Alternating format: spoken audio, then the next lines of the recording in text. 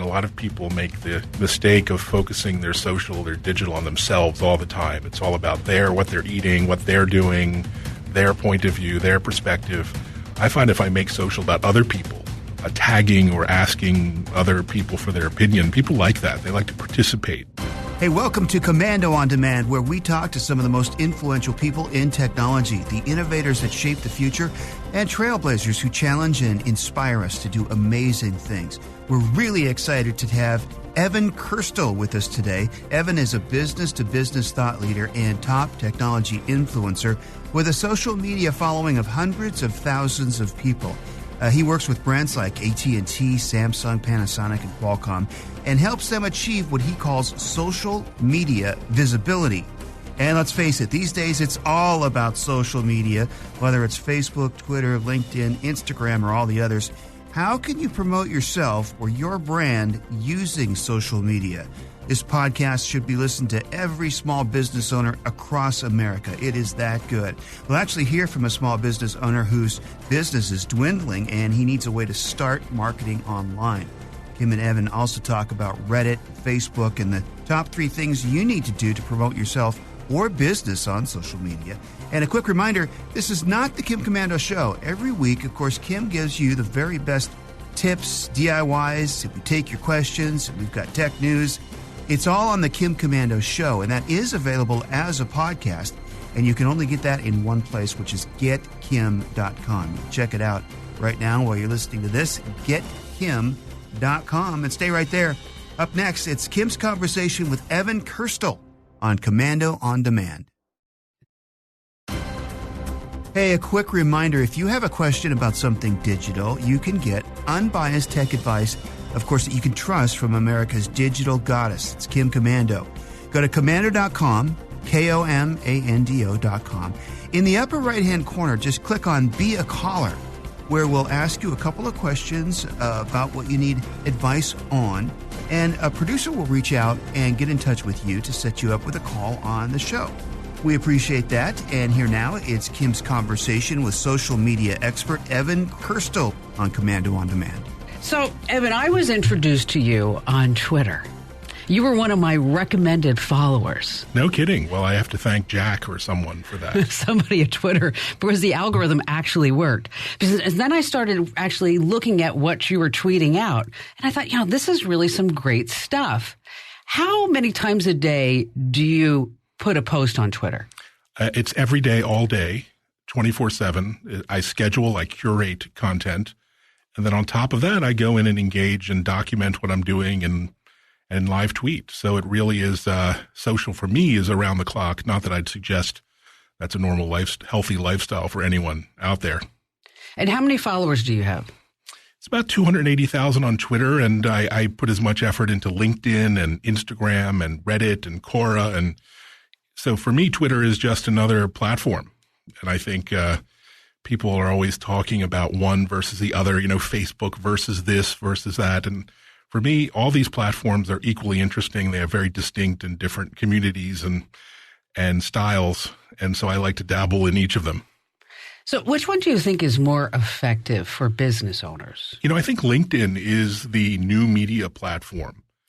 Microsoft has done a great job of kind of nurturing and leaving LinkedIn alone and turning it into, essentially a Rolodex of the enterprise tech world. See, one of the things that I always get a kick out of when I'm on LinkedIn is that somebody will give me an endorsement for broadcasting. and so I always joke and I'll say, yes, gosh, thank you so much for that. Validation is a nice thing. But in reality, LinkedIn is a media platform now. You can publish there, you can live stream, you can network. It doesn't have the bot and the bad actor issue that Facebook and Twitter have, because they've really locked down the platform. So it's a much more genuine community. You get real comments and engagement.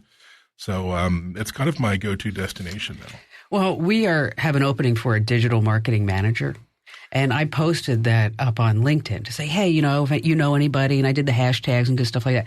And it was really interesting to me, the feedback that we got back. because people were saying, oh, this is a great place to work and Kim's great and you should apply. And it really helped, I guess, stir the pot a little bit to get some interest in this position. Yeah, and it's been known as a recruiting and a job search platform forever, right? I mean, that was one of the original drivers of LinkedIn. But it's become this amazing destination for marketeers, for salespeople, for networkers, for content. And how much is the premium subscription now? It's about there's a range. I pay about $100 a month, and I get a bunch of benefits, a bunch of options. And the value is in the data, though. The value is in the data that LinkedIn holds, which is who's who in the tech world. I mean, people have their complete bios and their networks and their increasingly their content there, and it's searchable. And you have hashtags, you have keyword search, you can search by zip code on titles, and so it really has become the database of the business world. And it seems like everybody has a profile.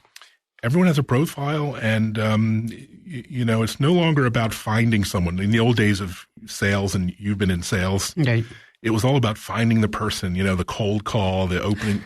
Yeah, you don't have to find the person now. You have to have something to say, and you have to have a reason why you want to have a discussion or a chat or a sales meeting.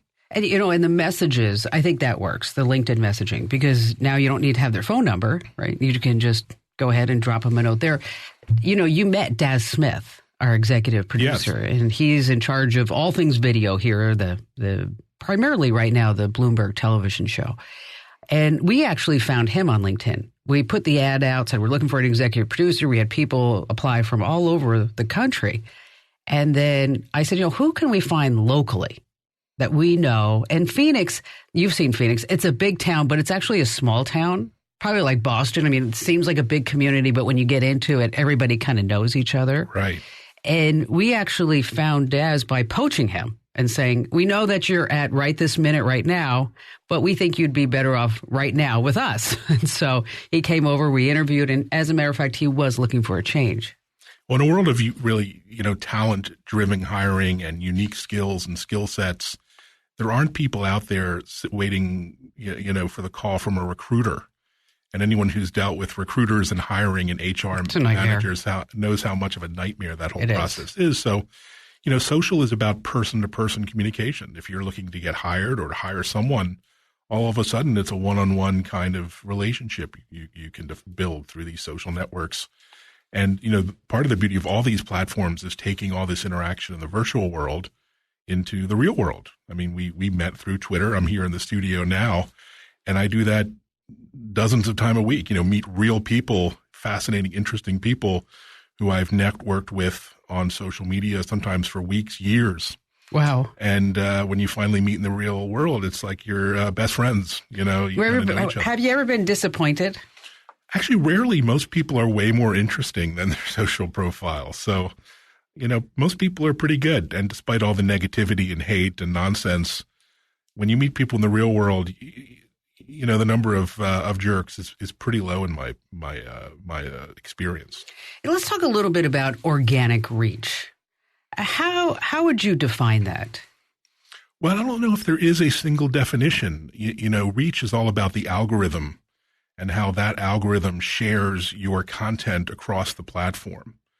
And depending on the algorithm on each platform, your reach can be a lot or a little. And so it's a function of a lot of factors, and it's not very opaque into what real reach means, what the definition of an impression is, what the value is, how many people are actually consuming or viewing that content. That's part of the problem of this whole social digital world is measurement and analysis and analytics. But the key to reach is engagement, getting people to engage with your content. That might mean sharing, commenting, liking, responding. It could be, increasingly paid dollars go behind reach. So right. A post that might look like it's popular might have money behind it to extend its reach. So all of this has implications, not just in our world, business and tech, but in politics and other things. So it's really hard to define. I just focus on engagement. If you see a lot of posts with comments and replies and that means people are really looking at it, and the algorithms now tend to favor content that has that kind of engagement. Is there a particular hook that works? Like, maybe it's a question where people have to respond to. Like, we were just walking around the studios here and we have Jeremy, and everybody in the building loves to go see Jeremy at least once a day because he always has like this weird question. Like, like, would you rather be stuck in a jail cell with a zombie or a werewolf? That was a recent one. Everyone knows the answer is zombie. I mean, zombies are much slower than werewolves. Oh, see, I said werewolf. I don't know why. You haven't seen Werewolves in London, so that's probably it. And so, is it a question, or is there a particular angle? It's something that's frankly not focused on yourself. I mean, a lot of people make the mistake of focusing their social, their digital on themselves all the time. It's all about what they're eating, what they're doing, their point of view, their perspective. I find if I make social about other people, other people's news, other people's accomplishments, content, that's the first thing. The other thing is engagement, asking questions, doing a poll, tagging or asking other people for their opinion. People like that. They like to participate versus just necessarily consume. But the Kardashian effect is directly opposite of that. We can't all be Kardashians, right? I mean, the Kardashians are the 1% of the 1%. The vast majority of people, will never be a Kardashian. And so the tactics that work for them. I don't think I'd want the butt. No, I think I would concur there. But the tactics that work for a star, a megastar, are not going to work for your average Joe. And so you have to look at a different approach. Of course, you can keep up to date with the latest breaking tech news 24/7, security alerts, data breaches, and much more digital know-how with the free Komando newsletters. Get yours at komando.com. That's Komando. And on the top, click on Newsletters. You're listening to Kim's conversation with social media influencer Evan Kirstel. And just ahead, they take a look at the top 3 things you need to do to promote your business or brand on social media. And later on, Facebook, Reddit, and the future of clickbait on Komando on Demand. Komando listeners know technology moves so fast it's almost impossible to keep up with everything that's going on. That's why we have Komando on Demand. It's our way of keeping you informed and on the cutting edge of technology. Today it's about social media. And back to Kim's conversation with social media expert Evan Kirstel.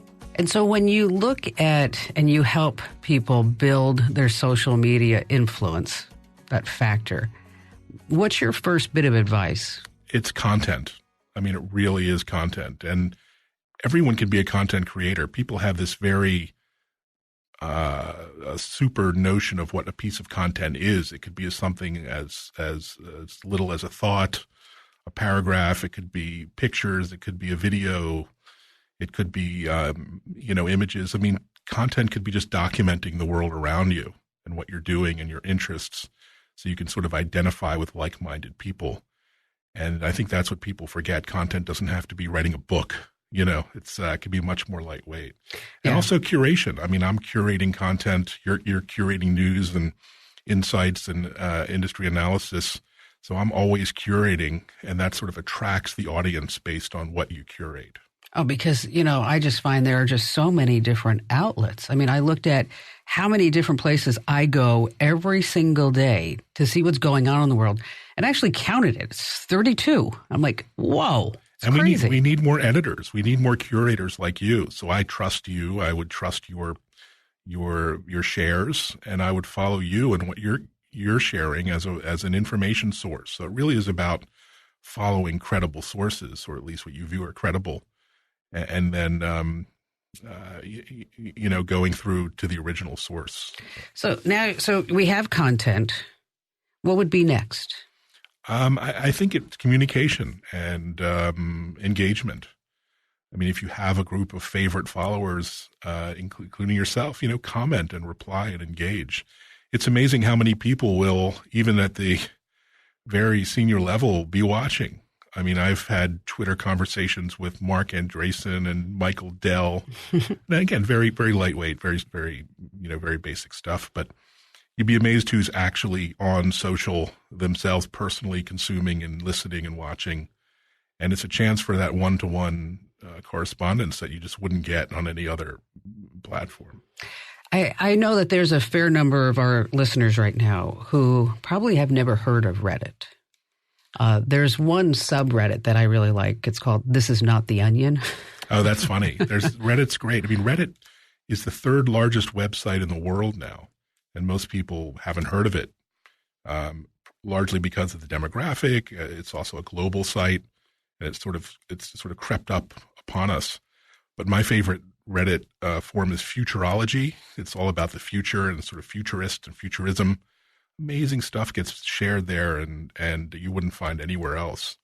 Or Reddit technology has, tens of millions of members who are engaged in discussions on technology. So how would you approach getting involved with Reddit on a social media, say marketing, digital platform? Well, there's two. There's sides. There's the organic side, and then there's the paid side. If you're a company looking to advertise, you can do it on Reddit, and it's actually very underpriced. If you're a person interested in organic engagement, you can share content there. You can comment and upvote and downvote content, and you build up a profile on Reddit, much like you would on Twitter or LinkedIn or Facebook. And so it's about participating in the community there. Do you get any heat if you start turning into a commercial? As long as it's genuine and as long as it's, based on its disclosed, disclosure, I think I don't. No, I'm pretty clear who my clients are, and I'm out there engaging and participating on social with them. And the key is adding value. It's fine to put an ad out, but do you have a point of view? Do you have a perspective on the product? Do you use it? Because there are a lot of products I love, and I love to represent them. Now, how does Instagram fall into all this? Well, it's funny. It's evolving. Instagram, traditionally was the food, and beautiful people, the food porn, the beautiful people, the beautiful pictures, and there's still a lot of that. But the demographic of this 16 to 25-year-old, they're growing up, and Instagram is sort of maturing. So there are a lot of more brands. There's more engagement. I mean, Instagram is twice as big as Twitter, has several times more engagement. And so it's a community, and you can't ignore it. 600 million people a month engaging on Instagram based on certain hashtags and keywords. And so there's something for everyone there. You just kind of have to find it. And could you imagine the presidential election, say, 20 years from now, when they pull up whoever's running their old Instagram account? Well, it's kind of sad. There's no escaping your digital footprint now. And I feel bad for kids who are going to have to be held accountable for a lot of stuff that we all said and did as kids. I know. I'm so happy we didn't have like Snapchat, Instagram, Twitter when I was growing up. It would have been a different world. Exactly. Let's talk a little bit about Facebook.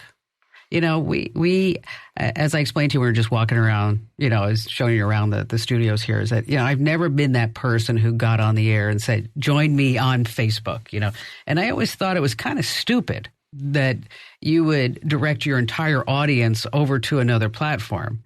And now, we are on Facebook, and we've got, I don't know how many, 300,000 followers.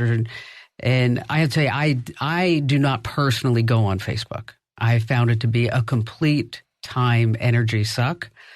And I don't really manage the show Facebook account anymore because I don't even go on the platform.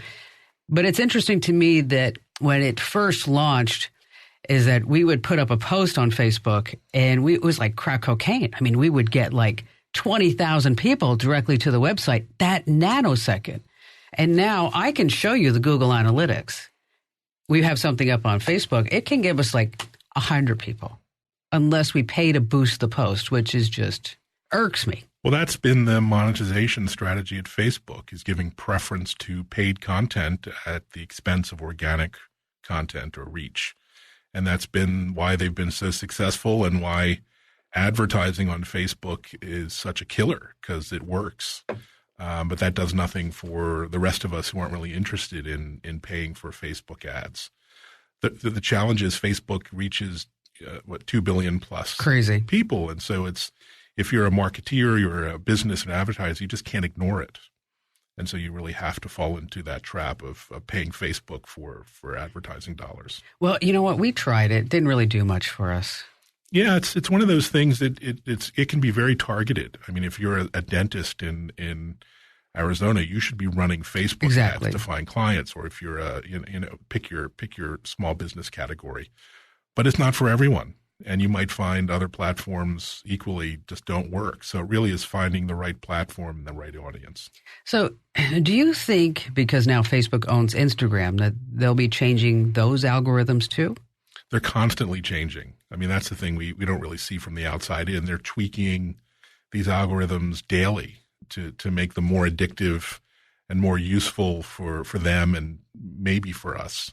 You know, whether it's YouTube or Facebook or any of these platforms are constantly being tweaked and toyed with. And it's only through a kind of experimentation that you realize what the tuning is doing. So that's why as a marketeer, it's really important to be hands-on and constantly learning and watching and shifting where you put your attention. What's the best way to figure out these algorithms? You know, it really is, watching what some thought leaders and industry pundits and folks are doing. There's a lot of content there on the marketing front on what's working and best practices. And frankly, it's doing. It's getting in there, getting your hands dirty and practicing and trial and error and seeing what works and doesn't work. And there's no substitute for that kind of firsthand experience. I often take calls on the show from people who are trying to figure out how to expand their business. Like, for example, last weekend, a really nice guy called in. Nice guy from New York. He was an exterminator, a pest exterminator. Okay, not one of the big franchises, homegrown, owned this place for 20 years, and is noticing that his business is dwindling.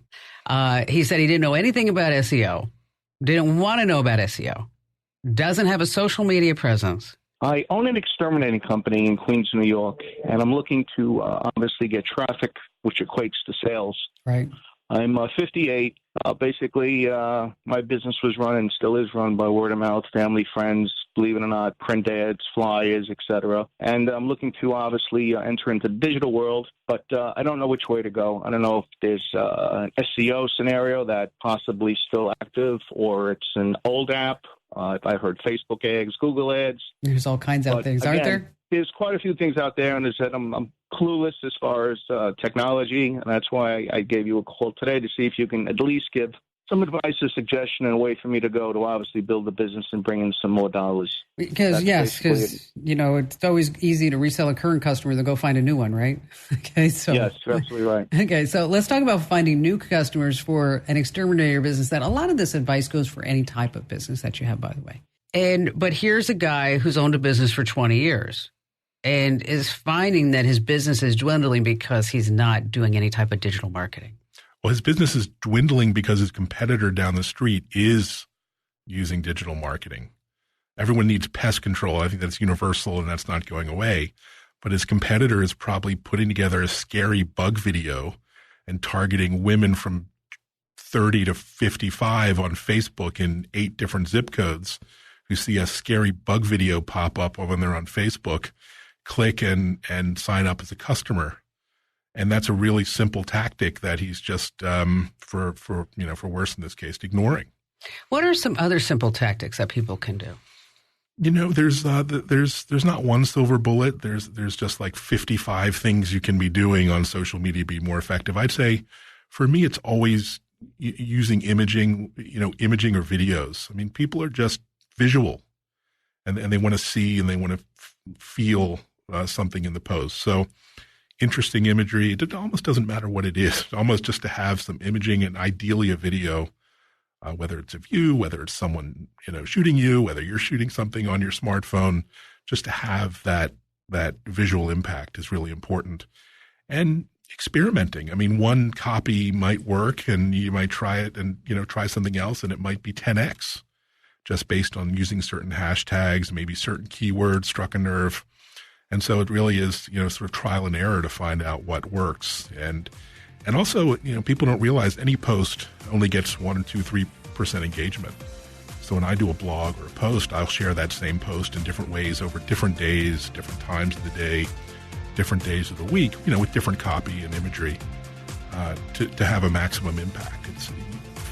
Social is very busy and very noisy. It's not like a fire and forget, one and done kind of thing.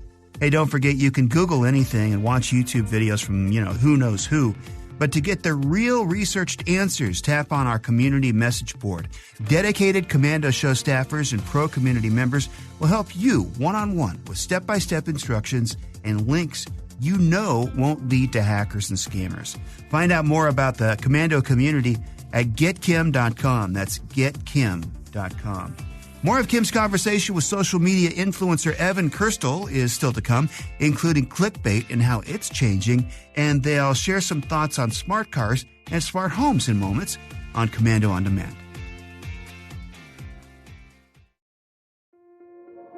This episode is brought to you by Kia's first 3-row, all-electric SUV, the Kia EV9, with available all-wheel drive and seating for up to 7 adults, with 0 to 60 speed that thrills you 1 minute and available lounge seats that unwind you the next. Visit kia.com/EV9 to learn more. Ask your Kia dealer for availability. No system, no matter how advanced, can compensate for all driver error and or driving conditions. Always drive safely.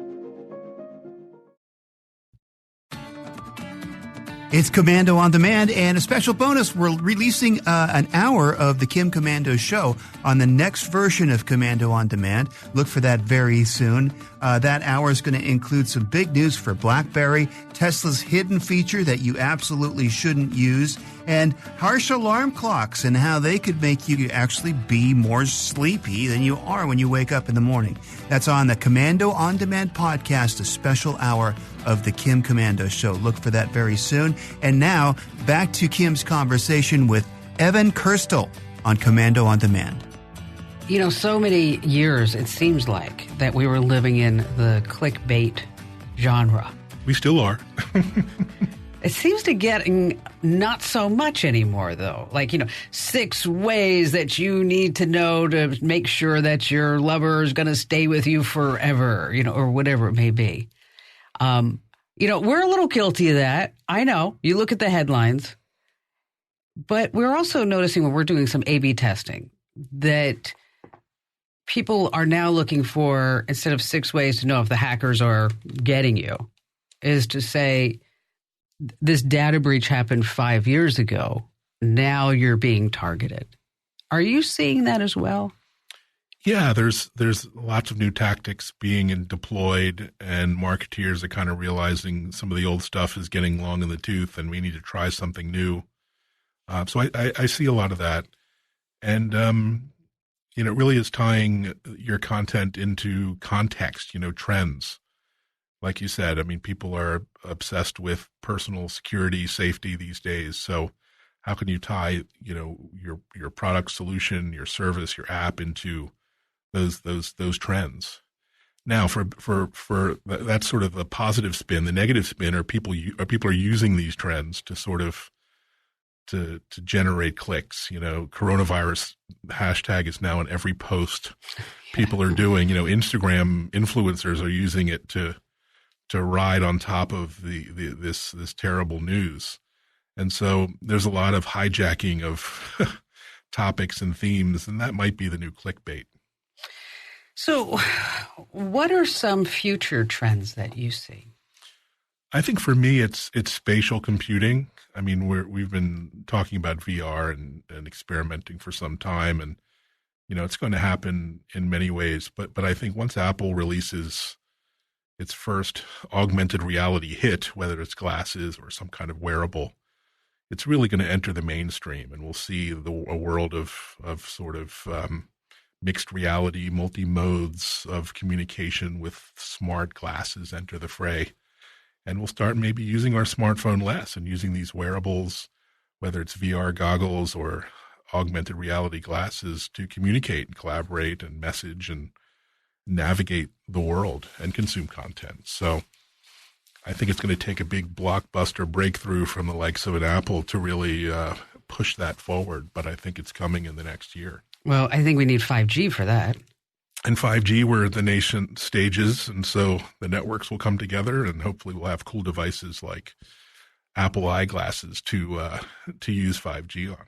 That'd be pretty awesome. I just want my iPhone to do 5G. Okay. It's coming. It's coming. Yeah, but definitely the next round, we'll see some Qualcomm chips lined up, and we'll have blazing fast 5G, which is for both of us is going to be fabulous. I know. I'm such a geek.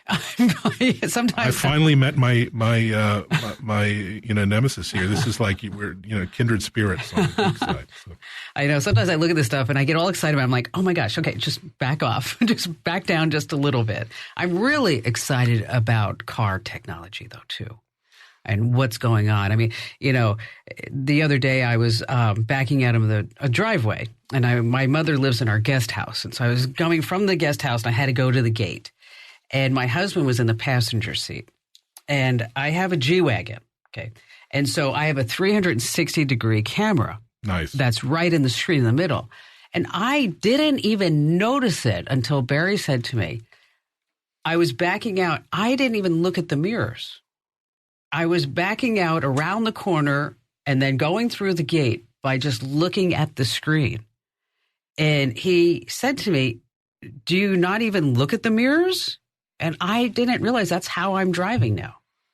Yeah, it's really changing driving, and it's changing driving habits. I mean, Tesla's leading the way in many ways. But yesterday, Cadillac's new Escalade will have... Oh, that screen's amazing. Yeah, this fantastic user experience and really hands-free driving, feet, no gas pedals on highways next year. What with Arizona highways going into infinity, what a great way to get across the state. Right? Yeah, right. All the way to California. Go through those stretches. Absolutely. And so I think fully autonomous, they call level 5 autonomous, yes, without the steering wheel is a little ways off. But these new modes of driving, assisted driving, are here. Would you trust a Tesla on full automatic drive? I haven't experienced it personally. I've seen people who have, and honestly, I trust myself less, a lot more and more. You think about an aging population; we're all getting a little older and grayer. We're getting less, confident driving. I'm excited about the opportunities it enables for older drivers. I mean, do you trust your, 95-year-old aunt, or do you trust, a Tesla automated vehicle? So, that's actually a good point. That's an excellent point, because today, she's probably in the car now, so I'd be careful if you were driving down Camelback, is my mother. Okay, she turns 81 in a few weeks. Nice. Okay. She was diagnosed with pancreatic cancer 3 years ago. Wow. And the Mayo Clinic told me to take her home. I've told this story on the air, and just let her finish out her bucket list. And I looked at the chief oncologist and I said, the problem is that my mother was one of the developers of the Unix operating system. No kidding. She developed the first video phone. And I don't know if you remember, used to call 411. Okay. She was the head system analyst on that. Wow, Bell Labs and Bell AT&T, Labs, right there in AT&T. And that's how I got into all this, because being the only woman on the team at that time, she was not, they actually told her in the interview, okay, we know that you have 4 kids. You're not going to be sick, are you? Or have to take care of your sick kids? Oh, my gosh. Okay, because they used to be able to do that then. So when I was sick, I would go to Bell Labs with her. And so they would have me play like Hunt the Wumpus, and they would say, can you move this disc and when this punch card stops, just keep putting the cards in. Oh, that's so great. Okay. So, and I just thought like that was like, what people did. And then she would bring home these terminals that are the acoustic coupler modems. And for those of you who don't know what those are, you can look it up on Wikipedia. Kids, ask your mom and dad. But it was that you take the handset from the phone and put it right in the computer. Okay. Well, what that meant is my sisters couldn't get calls from their boyfriends. Okay. But I was playing video games then, Pong or whatever they had going on. And so back to my mom. So when he says, complete the bucket list, I said, she's been to 143 countries. That's such a great story. Okay. I don't know what else to tell her. Yeah. And so I said to my mom, what do you want to do? she says, well, I have stage 4 pancreatic cancer. What am I supposed to do? I said, well, you're either going to fight or die. It's up to you. Mm-hmm. And she's lived with me for 25 years, by the way. Oh, wonderful. And so we have a very close relationship. And she said, well, I think I want to fight it. So I took her over to MD Anderson in Houston, and we were flying back and forth. And, fortunately, I had the means to fly her privately, and so she could go there for treatment and come back and, go back and forth. And where I can knock on wood here is that there's some wood, is that she went to the Mayo Clinic yesterday because that's her primary when she's in Phoenix, and they diagnosed her as cancer-free. Oh, my gosh. That is such a great story. And so happy for you. Thank you. I mean, it was a hard road. I mean, everybody, I had a lot of champions here in the studio because there were times when people would walk in my office and I was crying, and, and there was some weeks I just couldn't be here.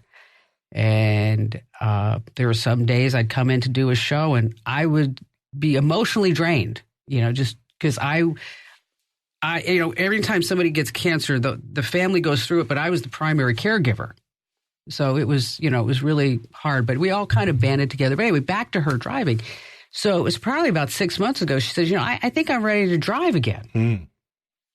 And I had bought her, when she turned 70, I bought her a Mercedes. And so she got back in the car, and it was a little rough in the beginning. It was a little tough. But today she's driving herself to the dentist. Nice. And I had her take some driving classes and had the instructor deem her safe.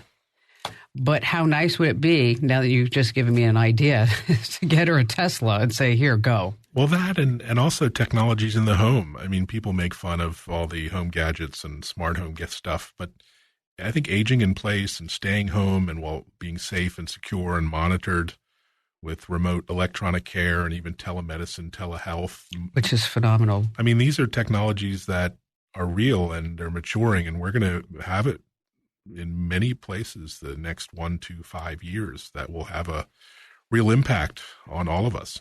Well, how she was diagnosed with pancreatic cancer is that I called her on the way home from work just to say hi, and talk to you all day. And she said, I think I need you to take me to the emergency room. And I said, what's up? She said, I fell. I said, what do you mean you fell? She said, I fell at about 2 o'clock in the morning, but I didn't want to wake you up. But I think I may have broken my hip or something. Oh, no. And so then I started thinking, why didn't I have something in her home, right, that she could have contacted me with? Okay, so now she's got Nest cameras, and I've got her set up with an accelerometer. She's got I have the Apple HomePod speaker there. Right. So in the guest house, at any time I taught her to say, hey, Siri, call Kim. And oops, there goes my – it does work. Which phone number for Kim Komando? You just activated 6 million phones around the country as well. I do that on the show. Oh, don't do that. Oh, it just totally ticks people off. I'll say, sometimes you should just say, hey, Alexa, play the Kim Komando show. And then people are like, no, stop. That's called a marketing hack. Yes. Anything else? No, I just say it's wonderful to be here. Your studios are fabulous. The real life behind the scenes tour is super impressive. And I can't wait to be back. Anytime, Evan. Thanks for coming down. Thanks so much. If you'd like to know more about Evan Kirstel, you can find him at evankirstel.com. That's EvanKirstel.com. And thanks for listening to Komando on Demand. If you know a business owner who would benefit from this podcast, please go ahead and share it. And if you haven't already, you can get this podcast delivered automatically to your device every week. Just hit that subscribe button. And thank you for listening. We'll see you next time on Komando on Demand.